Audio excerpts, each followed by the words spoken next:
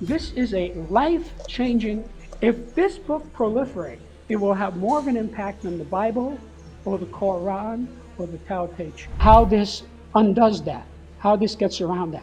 Well, I was helping people for 40 years as a human development engineer with scale sexuality. What is my motivation towards my past, et cetera, et cetera. When was the book published? What are the three most common reactions that you get after someone finishes the book? Hey everyone, welcome to the Nomad CEO, where we interview inspiring men who have walked away from difficult situations, reinvented themselves, and share a story about struggles and hardships and how to get to the other side. So here I am today with Jim Marshall, and I'm honored here to have him as a guest. So Jim, could you please just introduce yourself briefly about your story? I already went into your content. You are a philosopher. Correct me if I'm wrong. You're an author. You published a book about the hierarchies of human phenomena, which sounds to me very interesting. So just share a little bit more about yourself so the audience can get an idea about your story. Well, I am the discoverer of hitherto unknown natural phenomena, which greatly aid in the understanding of people, from which I created a revolutionary practical philosophic system called Septemics, and published it in the book Septemics, Hierarchies of Human Phenomena. Now, you mentioned my being a philosopher. I am a polymathic intellectual whose areas of expertise include psychology, philosophy, theology, parapsychology, science, engineering, mathematics, law, literature, history, metaphysics, military science, political science, physical culture, education, human potential, organization, and music. And I hold a Bachelor of Science cum laude from City University of New York. As far as the story of walking away, as you say, I was a very good student. I won scholarships, went to school for 28 years. I was an honor student at every level. And I was accepted to engineering school at the age of 16. Now, of course, at the time, I thought it was going to be engineering physical things like all the other engineering students, meaning airfoils, motors, gears, electrons. By the time I had my bachelor's degree, it was clear to me that I wanted to engineer the human psyche because it is the area of greatest unknown, of greatest mystery, and more importantly, it is the area in which we as a race are failing miserably.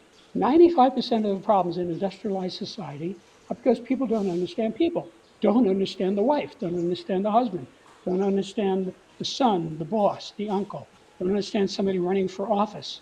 That's why more than 50% of the people who get married in the United States get divorced.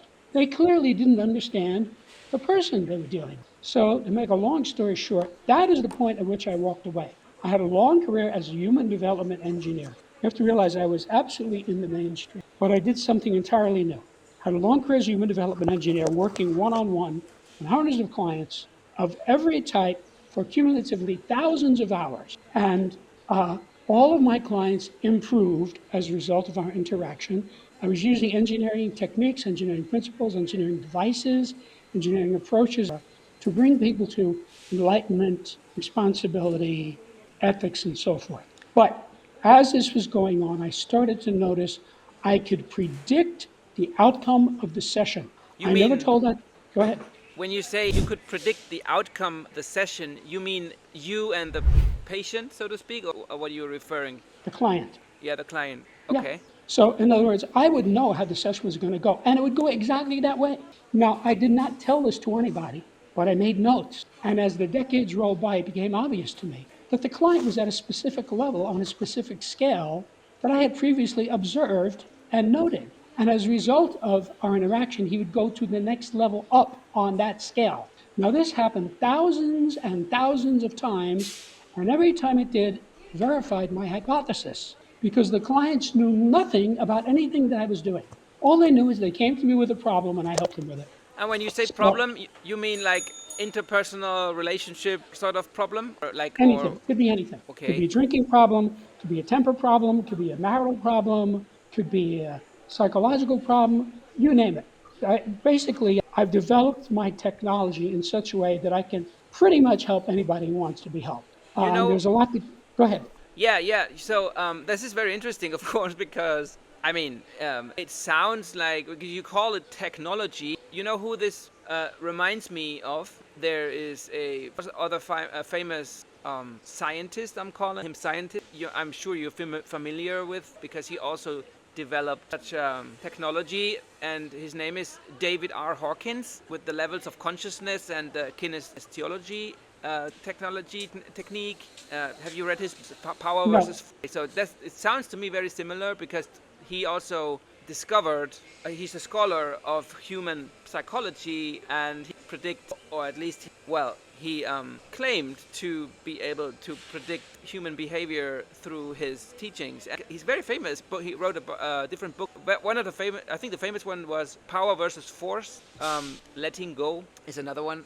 David R. Uh-huh. Hawkins, and what you're telling me seems to me very similar to So you. anyway, go ahead. You've never heard So of finish David Hawkins? telling, no. Okay. So let me tell you a little more about how this developed. By 1995, I had actually observed and recorded about 32 scales that varied in length between 3 and 7 levels. There's no theory of septemics. This is all direct empirical observation and verified in the session. And then after I would see it in the session, then I would go out in the real world and I would see exactly the same thing. Now, these are people that don't even know me, and I would observe the same phenomena. So also in 95, I had a difficult client I was pondering one day, and I had a 6-level scale that I knew was correct because I had been using it for decades. Well, I realized that this client was at a level on that scale that I had not previously observed. In other words, it had a 7th level. Now, as soon as I saw what the level was, it was obvious to me where to insert it in the scale. And when I inserted it in the scale immediately manifested mathematically. It went from being a line, which is what a scale is, to a plane, meaning a whole body of data, because all this information jumped out at me. That is a mathematical manifestation. The whole point of math is you start with the formula or an equation, and you coax data out of it. You get it to tell you things that it hasn't told you yet. That's how Einstein found E equals mc squared.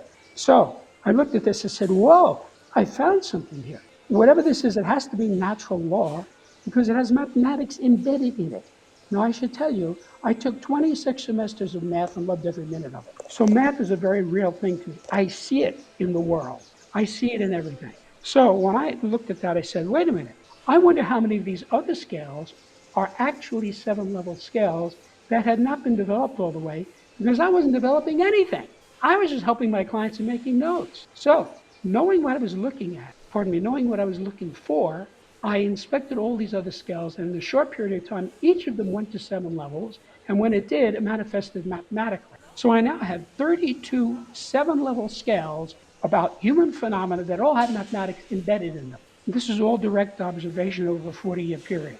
And I said, wait a minute, this looks like a new subject to me that could really help people. I could go from helping people by the hundreds, what I had been doing as human development engineer, to helping people by the millions if I put this in a book and get it out. So I'm going to have to write a book.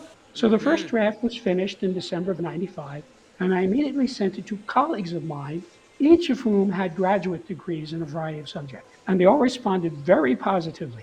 They had different responses, but distinctly positive responses. And that told me this is exactly what I think it is, which is an entirely new subject that could really help people. I then spent the next 25 years working on this book because you have to realize, first, I had to discover the phenomena, and I pretty much told you already how I did that, although I did find 3 more skills as I was writing the book.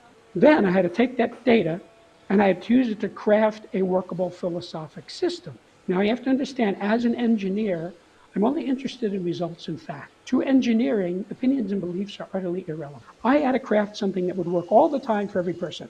That took 20 years. But the most time-consuming part of this was expressing it in a way that would make sense to anyone who could read English reasonably well. And I know I succeeded at that because I've been watching people respond to this material now for 29 years. People get it. In all this time, nobody who has ever looked at this material has ever said, I don't get it, it doesn't make sense, or anything like that. What they usually say is, wow, because this is a life-changing body of information. So after 25 years working on it, I had rewritten the book a half a dozen times to make it clearer and clearer and clearer so that the average person could benefit from it. And I finally published it 4 years ago. And that's Septemics. Okay. So I So created an entirely new subject. it sounds amazing.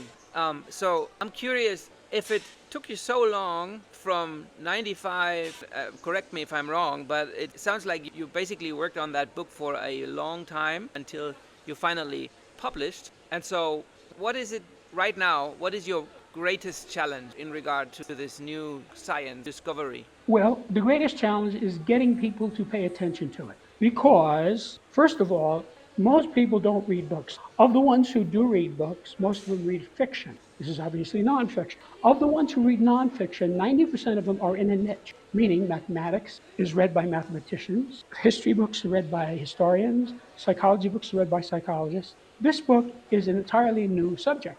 It does not fit into any previously existing niche. I tried for many years to make it some pre-exist. It cannot be done. It's like trying to get an elephant into a Volkswagen. So that is a problem because most people live in a box. They do not want to get out of the box and look at something entirely new. Also, because of that, I can't get into any of those niches. For example, if you look on my website, you'll see one of the reviews is written by a practicing psychoanalyst who has a master's degree in psychology. He said, you should take this to this psychology group near you and do a presentation. I was skeptical, but I said, okay. And I went through the whole rigmarole of jumping through their hoops. They wouldn't let me present. I'm not surprised Yeah. because if after somebody spends 25 years developing something, he does not want somebody else to say, I have something entirely new that you know nothing about that works. They don't want to hear that. So there's an ego thing that happens. By the time somebody becomes a psychologist or psychiatrist or whatever it is, a licensed clinical social worker, he doesn't want Jim Marshall to come along and give them something that completely undercuts their whole subject, which this Yes. does. Also, I can confirm your observation about people being in a box, niche focused. I can confirm this from experience because I myself have experienced this phenomena in my own life, and it's actually part of the reason why I lost my first company because we were developing. This is a completely different topic, a different industry, so to speak, but it still holds true and it's in a way it's similar to your story because it also showed me that we were basically pioneers in nanotechnology coating material. What we did back in 2008 when I started, we had this silicon dioxide super ultra thin nanotech coating material which was revolutionary because it for a variety of reasons but also because it was only a few hundred nanometers and it would adapt to any surface, right? So I'm talking about surfaces like glass or wood or stone or whatever, which sounded very awesome to me, and it made it like this superpower for protecting anything, weathering from a variety of things. But it also had attached to it, it was so versatile, a problem, and that problem became basically unmarketable. So you couldn't because you need to choose a niche, right? So if you tell people you have a solution to everything, they just don't take you seriously. That's the Right. problem. And so you need to focus on one niche. Okay, let's build a network of distributors, and each distributor is taking care of a different sector. So that way we would create a dynamic and that would allow us to filter, to go into different niches at the same time. But that had another bunch of problems attached to it. So long story short, never really solved that problem.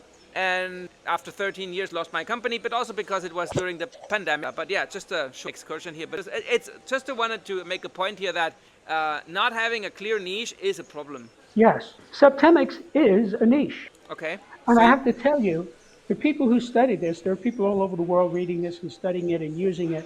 This is a life changing. If this book proliferates, it will have more of an impact than the Bible or the Quran or the Tao Te Ching because I already know that this material will enable one to analyze any problem, dilemma, situation, difficulty that has anything to do with people so that you could resolve it. And there are 35 scales, so it spans the spectrum of human experience. Let me tell you just briefly what Septemics is so you have some general understanding. actually, can you Go do ahead. that in a way that even a 5-year-old would understand this? Well, Like I in don't know about a 5-year-old. I haven't spent much time talking to 5-year-olds about Septemics. But okay, Let me say this. Septemics is a philosophical science based on the fact that many phenomena related to humans occur in a sequence of 7 levels. Literally, the word septemics means of or pertaining to 7. Septemics comprises a collection of scales or sequences, each of which breaks down various human phenomena into a hierarchy of 7. There are 35 such scales, each of which is unique. And between them span the spectrum of human experience, which is why any problem, dilemma, difficulty, situation that any person has anything to do with people can successfully be analyzed by one or more of these scales, usually more than one. Okay. So So this it's is an analytical system that helps one to resolve the problems of life. it's sort of a map that you can use to Yes, navigate your own life. yes. Okay. Each one of these 35 scales is a roadmap for success in that area. All right. So 35, you said?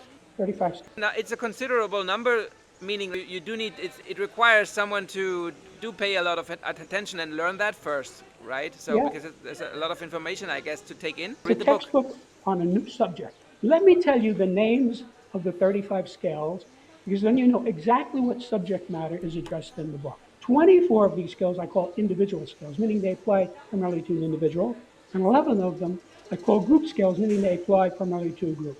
These are the individual scales: the scale of basic purpose, the scale of personal influence, the scale of choice, the scale of permeation, the scale of thought, the scale of identity, the scale of evaluation, the scale of motivation, the scale of control, the scale of stopping, the scale of scholarship, the scale of literacy, the scale of human ability, the scale of memory, the scale of spiritual identity, the scale of mental deletion, the scale of aberration, the scale of physical fitness, the scale of justification, the scale of belief, the scale of equanimity, the scale of attack, the scale of conflict, and the scale of reaction. And these are the group scales: the scale of relationships, the scale of life spheres, the scale of government, the scale of civilization, the scale of survival, the scale of management, the scale of exchange, the scale of communication, the scale of allegiance, the scale of sexuality, and the scale of politics. Any one of these scales by itself could dramatically improve the life of the reader. I'll give you an example how that works. I mentioned motivation. One of the most important things to know about a person is his motivation. Why is this person doing this? So you could ask yourself, if you wish, what is my mother's motivation? What is my father's motivation toward me? What is my boss's motivation toward me? What is my son's motivation toward me? Et cetera, et cetera. And you could do this for every person you know and every person you have ever known. And every time you get a correct answer, you'll have an insight. Oh, that explains why my son does that. And then you could reverse the vector and say, what is my motivation toward Joe? What is my motivation toward Mary? What is my motivation toward my past, et cetera, et cetera? I have a question here. Yeah, Well, I agree that if you go deep and ask why people are doing what they're doing, it's giving you, but that predisposes or requires honest, and which is sometimes we're not even honest with ourselves, let alone with other people, right? Because we're trying to mask, we're running around, we're walking around with a mask in our face to right. appear what we're actually not. So this That's requires, true. yeah, so it goes a lot deeper than just in But the. let me explain how this undoes that, how this gets around that. I have done the heavy lifting by working out what the 7 levels are for each of these 35 areas. There are only 7 human motivations, but thousands of others are subsets of these. When you get it down to a menu of 7, it's not difficult to parse. You're not choosing from 500 or 1,000 choices, as most people would do. I'm telling you there are only 7. So when a person looks, he knows, if he knows the person, let's say you want to know your mother's motivation toward you, right? You know her. Once you study the material, what'll happen is in a matter of seconds, you'll find a bracket. You'll say, well, I can see it's not this or this or this. That happens in like 20 seconds. Then, if you study the text, which has granular specificity about what this is and how it works, it will tell you exactly what's going on. In other words, these scales are natural law. And because they're natural law, they were inarguable. So they are intuitive in the sense that you can look at it and see, oh, I see, that's a motivation. So every time you find a correct level on any scale, whether it's on yourself or another, you always have an insight. That is a positive experience. You say, oh, now I understand why my pastor, because he's at this level on this scale. Now, the fact that this is natural law makes this very easy to use. You're not relying on intuition. You're not relying on any other system. I have worked out from direct observation over a 40-year period what these levels are, and I know they're correct because I've been watching people use this for 29 years now. They get it.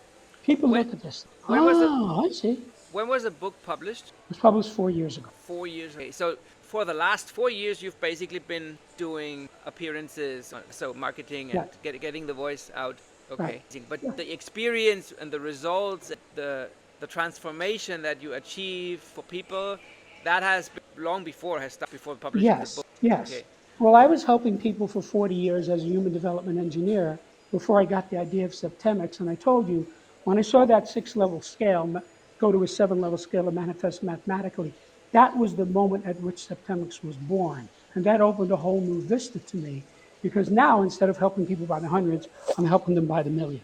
so you have basically developed a new science called Septemics that can help people solve virtually all of their problems Any problems related to people? to people skills and relationships, and we need you to get the voice out so more people become aware of at their disposal. Yes, that's right. And you do this by sharing the news about your book, and also you do Right. personal, you still do counseling, coaching. How do you work with people? You're still doing Well, the I had a whole career working with people, but after the book came out, the book kind of took over my life. And now I'm basically the spokesman for Septemics. I've done over 350 interviews. And what I find is when people actually read the book, they're blown away by this. It was not obvious to me that was going to be true. I have people walking around carrying this book with them everywhere they go. So that when something comes up, they can just go, oh, yeah, I see, he's at this level. Okay. So what are the three most common reactions that you get after someone finishes the book? Uh, a lot of people are like in awe of how big it is. This is a big subject. It's really big. So that's like awe. But in general, the general reaction I get from people when they realize what this is, they say, wow, I found something here. And then they embrace it.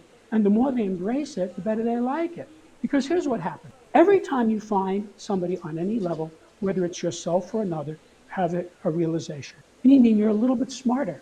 Now, that little bit of realization you carry to the next scale that you use. You're a little smarter when you get to scale B. So, if you were to analyze somebody across all 35 scales, you would have had at least 35 insight. And you would then understand that person better than he understands himself. So, what happens is the more you use this, the smarter you get. The smarter you get, the easier it is to use. The easier it is to use, the more you use it, and the more you use it, the smarter you get. So this is a virtuous cycle where you just keep expanding and expanding. And sky is the limit with this. The more you use it, you just keep getting smarter and smarter. And it's a life-changing thing. It's like something that's really useful. So another question would be, if you had to squeeze your into the five biggest problems that it solves, because 35, let's be honest, is a very large number. So people are not really, as humans, we are bad at remembering a lot of things at the same time. So could you give me the five biggest problems your book and your discovery solve for people? No, because first of all, there are billions and billions and billions of problems that it's. That's number Yeah. one. Number two, it doesn't depend on me, it depends on the person. So let me give you an example. Most people have children, and most children have trouble in school. There's a scale of literacy. I tell you specifically in that chapter how to make somebody more literate. So the kid's having trouble reading. The dad says, come here, Junior, look at this. Kid says, what's this scale of literacy? I never heard of this. The dad says, yeah, I noticed you're having trouble reading. Where are you on that? See? Now what's going to happen is, in a matter of seconds, the kid is going to throw out several levels. He's going to say, well, definitely not 1, 2, or 3. That's way over my head. It's got to be near the bottom. The dad says, okay, go ahead and read it, and you can get it. Exactly. Kid reads it, and he says, I can see I'm at level 5. That's not so great. No wonder I have trouble reading. Okay? And then the dad works with the kid, and the kid's becoming more literate, and he moves up the scale. Okay, I get it, but I'm still gonna insist. If you had, what would the five biggest problems if you had to name five of them? It depends on the person. If you bring in a person to me, In general, not individual basis. I know that people are different and everyone right? has his own set of problems, but I'm just asking in general the five biggest, if you had to name five. Uh, Problems getting along with people, problems understanding people, problems improving yourself, getting yourself out of a condition and moving up to a higher level.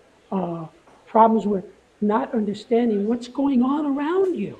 Awareness, Yeah, consciousness. yeah. This improves awareness because every time you use it, you have an insight, and that's awareness. So there's a gradually growing awareness the person has, and the more his awareness grows, the more he wants to use it. Got So it. this is very specific. So a person has a problem. He says, "I think this scale is relevant." Okay, so he looks at. So the guy's having trouble with his girlfriend, right? He looks at the scale of relationship. Let me see if this makes sense. Oh, yes, scale of relationships. Where are we on this scale? See, he finds the level. He has real. Now I understand what's going on between us. And then he might say, well, let me look at the scale of sexuality because that's relevant. So he looks at that one, and the same thing will happen. He'll find a bracket. He eventually will find where he is, and he'll see. He'll have an insight. Oh, that's what's going on here. Okay, and that just keeps happening and happening. So it's very broad and it's very user friendly and it's universally applicable if you're talking about people. This will not help you fix your computer or the motor in your engine. You need mechanics for that. But if it's about people, this is what you Yeah, well, I would say that for most people, our biggest limit, bottleneck, is always, first of all, ourselves, like fixing our relationships with ourselves and then with other people, which is what is holding us back 9 out of 10 times usually. right. So yeah, I mean, if it's true, discovered, and really that helpful, then I new fan here. I'm gonna read your book. I haven't, but I will because as I said, I'm in this topic. Sounds to me a lot like this is my last question for you. It sounds to me like it's also a book about spirituality, right? Because It is. spirituality is just because we have discovered the self, relations. It's always spiritual, right? At the end, so When a person has an insight, that is a spiritual manifestation. You know, it's like when a person is a born again Christian, or when a person, uh, you know, the famous story of Saul on the road to Damascus, and he saw a light in the sky, and he fell off his horse, and he became St. Paul. You know, that was like a spirit. That's what happens to people with this. yeah. Jim, for just to finish off now, can you please let me know how people can reach out to you?